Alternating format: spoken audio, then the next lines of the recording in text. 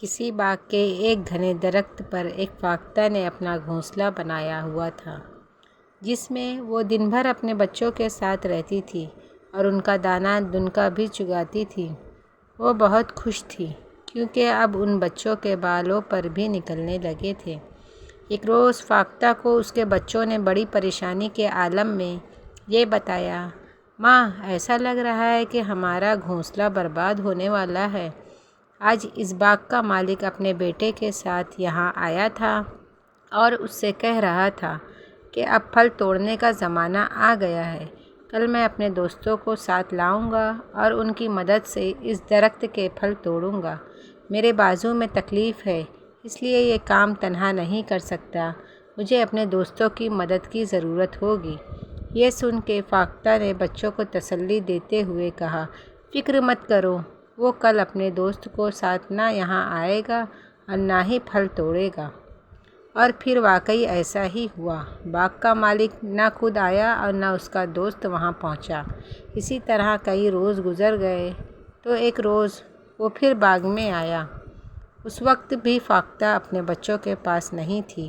اس نے درخت کے نیچے کھڑے ہو کر کہا، میرے دوستوں نے اپنا وعدہ پورا نہیں کیا، اس لیے میں یہاں سے پھل نہیں توڑ سکا، مگر کل میں یہ کام ضرور کر ڈالوں گا، کیونکہ اس بار انہوں نے آنے کا پکا وعدہ کیا ہے۔ جب فاختہ واپس لوٹی تو اس کے بچوں نے یہ بات فاختہ کو بتائی تو اس نے بے پرواہی سے کہا، بچوں، تم پریشان نہ ہو، کیونکہ اس بار بھی نہ وہ خود آئے گا اور نہ اس کے دوست آئیں گے۔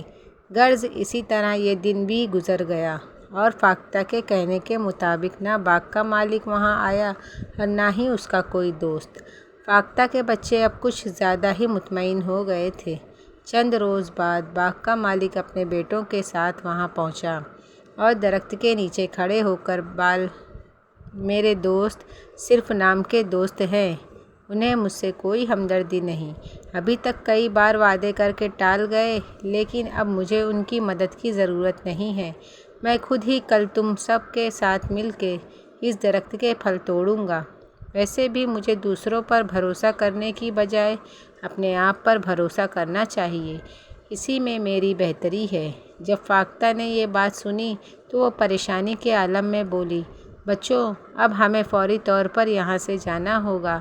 جب تک باغ کا مالک دوسروں پر بھروسہ کرتا رہا تھا، اس کا کام نہیں ہوتا رہا، مگر آج اس نے خود پر بھروسہ کرتے ہوئے خود ہی پھل توڑنے کا ارادہ کیا ہے تو وہ ضرور کامیاب ہو جائے گا، اس لیے اب ہمیں یہاں سے جانا ہی ہوگا۔ پھر وہ اپنے بچوں کے ساتھ لے کر وہاں سے پرواز کر گئی۔